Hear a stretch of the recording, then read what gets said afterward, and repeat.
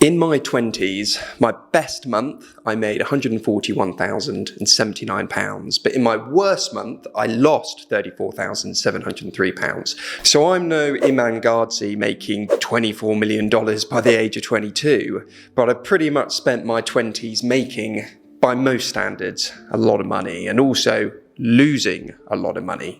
Luckily, making a lot more than I've lost. So now, in my 30s, I think now is the right time to reflect on the 5 best purchases I made in my 20s. Now, this isn't going to be your typical list where I tell you to live on less than you make, open a retirement account, and stay out of debt. There are many other videos for that, and to be honest, those things are all true, but it's information you already know, and it's vanilla information plastered all over YouTube by thousands, if not thousands, of other channels. In this video, I want to share with you deep, personal, contrarian purchases that when I look back on, I wish I spent more on. If I don't share at least one thing you've not honestly thought about properly, then give this video a thumbs down below.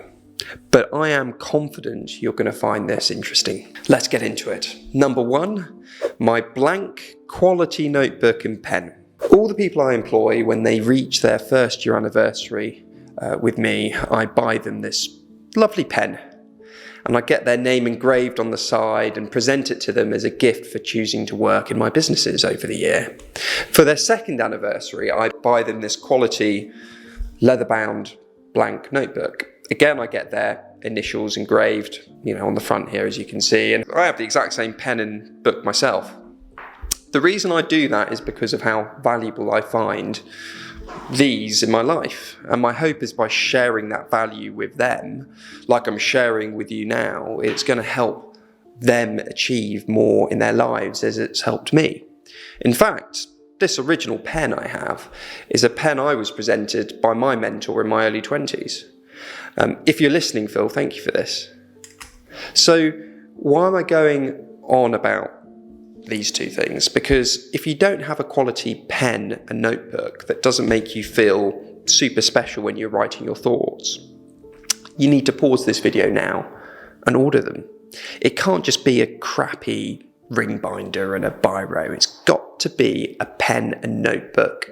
You'd really be annoyed if you're lost, because with that pen in that notebook, you're going to share your deepest thoughts, your goals and plans, your failures and successes. Information is as important as that deserves an important home, don't you think? And if you give it an important home, you're more likely to put things in it and act on the things that you write in it. Now, I appreciate there's a high chance you probably don't have either of these, and if I'm right, click the thumbs up below. If I'm wrong, comment notebook below.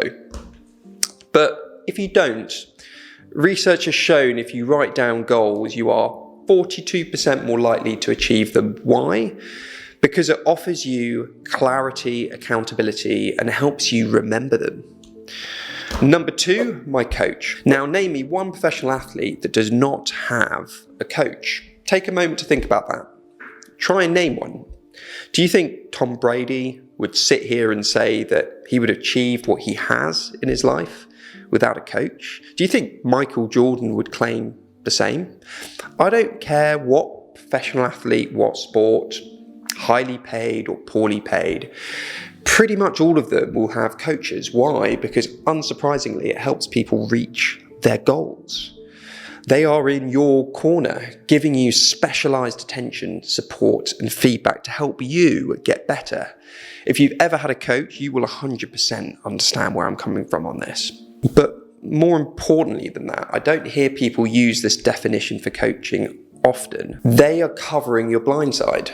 They challenge you to think about things that aren't on your radar, improve things you hadn't even thought of. You don't know what you don't know after all. If coaching is so important for professional athletes, why not business or entrepreneurship? The truth is, it is just as important, and it's why business and personal development coaching has been a booming industry over the last decade.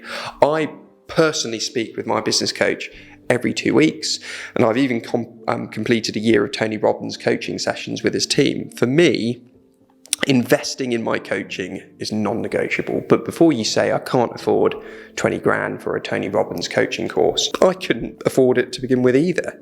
Coaching doesn't have to cost you money. It didn't cost me money to begin with. Right now, if you don't have a coach and don't have money to spend on a professional coach, I want you to think about anyone you personally know that has achieved something you want to achieve. If you think hard enough, you will know someone that knows someone. It could be a friend's dad, your mum's friend, your boss, maybe even a friend from college. And I want you to message them and ask if they don't mind spending 30 minutes to an hour every couple of weeks mentoring you. I guarantee if you genuinely message 3 people right now, at least one will say yes. But to be honest, I think most of the time all 3 will say yes. And I also guarantee if you regularly talk to a mentor that has achieved something you want to achieve, your life will get better. Number 3, my experiences, not possessions. Now, I know I said at the beginning I was going to only bring up contrarian purchases you're not going to hear on 1,000,001 other YouTube videos, but I couldn't help myself. I have to state the incredibly obvious to you because it is just that important. Your life is about experiences, not possessions. Your 20s is about becoming a person of substance. Because in reality, you could make $1 million a month right now. But if your life consists of you chained to your desk, working 40, 50, 100 hours a week, that does not always make you an interesting person.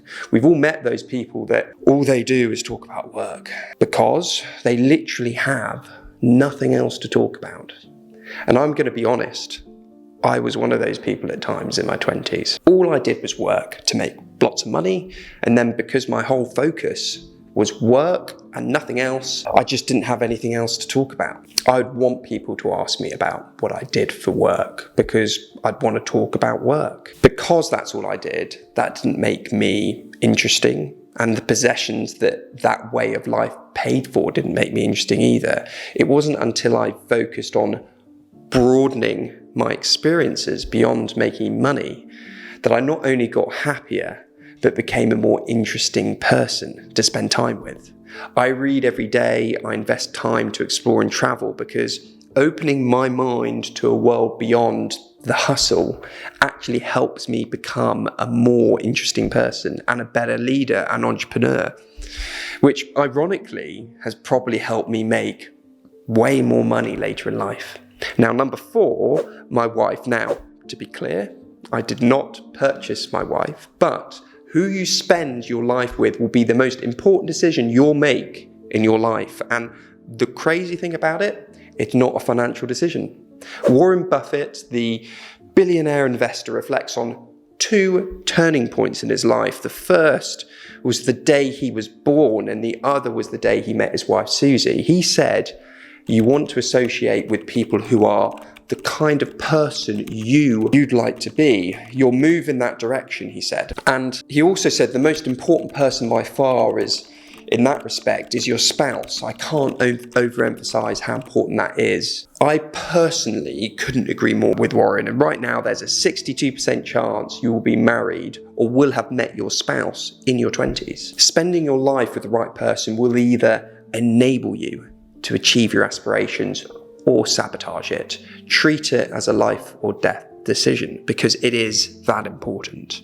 And finally, number 5, my Kindle. Now stick with me on this. Reading is a cornerstone to learning and building experience. We all know that. It just makes you a more interesting, rounded person. Now, I'm specifically highlighting you need to buy a Kindle rather than buy books for a very, very good reason. Because I guarantee you will read more if you read using a Kindle like this, because it just makes reading easier. You can pull it out whenever you want, read what you want without anyone knowing what you're reading. And importantly, it tells you how long it should take you to finish a chapter. There's just something really comforting about opening up the Kindle, seeing it will take 50 minutes to read the chapter, finishing that chapter, then deciding if you want to read the next 17-minute chapter. Buying a Kindle has been one of the biggest productivity hacks in my 20s. So before you rush off to buy one of these, YouTube seems to think you'll like this video up here. And before you click it, make sure to subscribe to see more of me. See you up here.